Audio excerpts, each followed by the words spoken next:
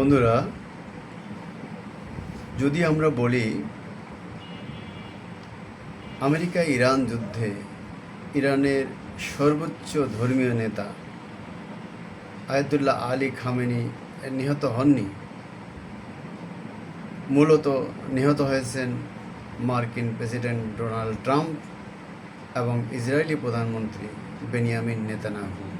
তাহলে সবাই আশ্চর্য হবেন যে লোকটার কি মাথা খারাপ হয়ে গেছে নাকি, কি বলছেন, আমরা কি জানি আর উনি কী বলছেন। আমি অন্য অর্থে বলছি যে কার্যত এই যুদ্ধে আমেরিকা এবং ইসরায়েলের পরাজয় হয়েছে, বিজয়ী হয়েছে ইরান।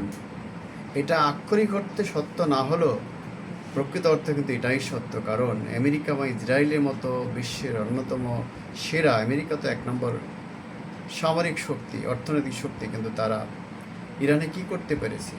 ইরানের একটা যুদ্ধবিরতি হওয়ার পরে 40 দিনের যুদ্ধ, তার আগে 12 দিনের যুদ্ধ, এই 40 দিনের যুদ্ধের পরে ইরানকে সরকার পরিবর্তন করতে পারেনি।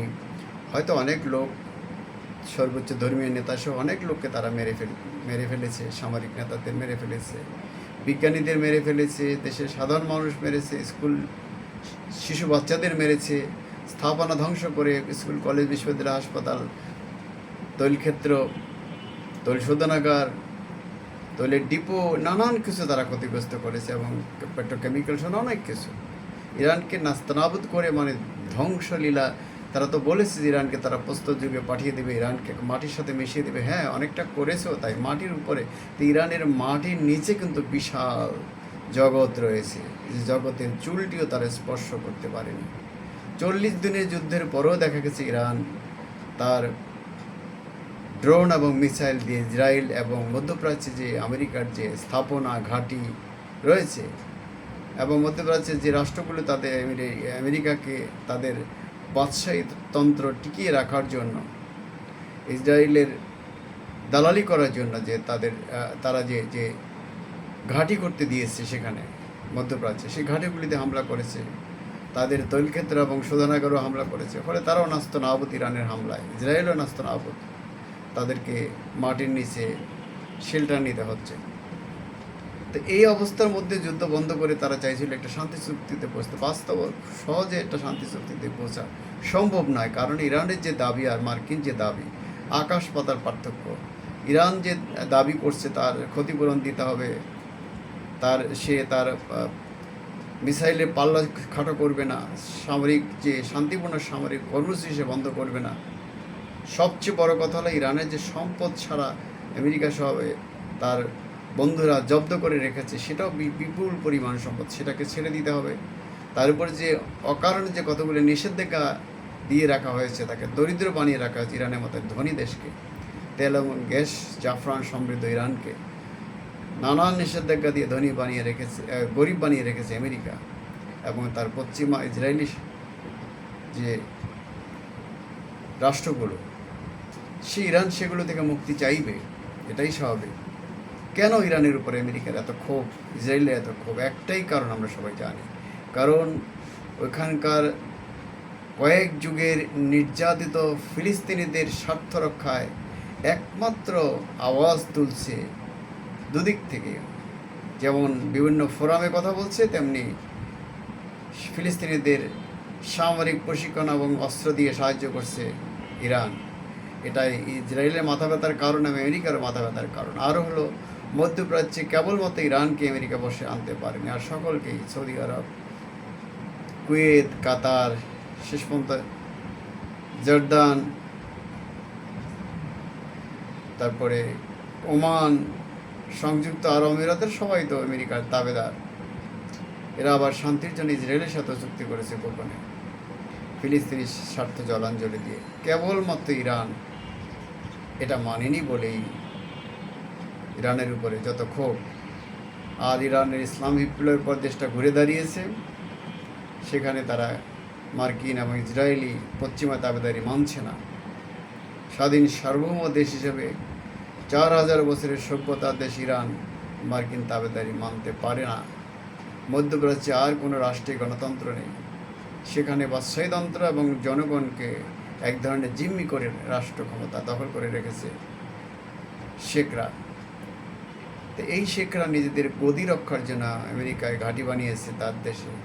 তাদের তেল গ্যাসের উপরে মার্কিন এবং ইসরায়েলি নিয়ন্ত্রণ প্রতিষ্ঠিত হয়েছে, পশ্চিমা নিয়ন্ত্রণ। একমাত্র ইরানই ব্যতিক্রম। ফলে ইরানের উপরে যত ক্ষোভ, আর ইরানও সেই দেশ যারা আমেরিকার কর্তৃত্ব মানতে চায় না। তো যাই হোক, এই প্রেক্ষিতে ইরান হরমুজ প্রণালী বন্ধ করে দিয়েছে। ফলে আমেরিকার মাথা খারাপ হয়ে গেছে। বিশ্বের তেলের দাম, গ্যাসের দাম, সারের দাম আকাশচুম্বী। অন্যান্য অর্থনৈতিক যে সূচক সেটা অনেক উচ্চতর পর্যায়ে পৌঁছেছে। মানুষের ক্রয় ক্ষমতা কমে গেছে, গোটা বিশ্বে নাড়া পড়েছে। আমেরিকা যে কোনো মূল্যে হরমুজ প্রণালী খুলে দিতে চায়, কিন্তু ইরান তার পূর্ণ নিয়ন্ত্রণ প্রতিষ্ঠা করে। যদিও ইরানের নৌবন্দরগুলিতে আমেরিকা অবরোধ আরোপ করেছে, সেই অবরোধ ভেঙে ইতিমধ্যে একটি চেনা জাহাজ হরমুজ প্রণালী অতিক্রম করেছে এবং কোনো বাধা ছাড়াই। ফলে দেখা যাচ্ছে যে আমেরিকার কথায় চীন শুনছে না এবং তারা হয়তো এই অবরোধ কার্যকর করতেও পারবে না। যদিও নতুন করে ইরান শান্তি আলোচনার প্রস্তাব দিয়েছে বলে আমেরিকা দাবি করছে, কিন্তু ইরান সেটা নাকচ করে দিয়েছে। কিন্তু এদিকে পাকিস্তান বলেছে তারা নতুন করে একটি আলোচনার কথা বলেছে। সেই বৈঠকটা ইসলামাবাদে হবে না অন্য কোথাও হবে, সেটা ভিন্ন কথা, কিন্তু আলোচনা হতেই পারে। কারণ এখন 15 দিনের যুদ্ধবিরতি চলছে।